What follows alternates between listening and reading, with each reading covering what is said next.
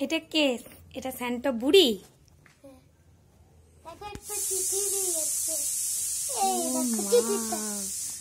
কত গিফট! এখানে Santa cake দিয়ে গেছে, আবার এখানে আবার রং pencil, eraser, pen, pencil, chips, এত কিছু দিয়ে গেছে। আবার টেডি, এত কিছু দিয়ে গেছে। হ্যাপি হয়েছে তো আমার মাম্মাটা। কতটা? এতটা? তাহলে মাম্মাকে একটা হাম্পি দিয়ে দেখ।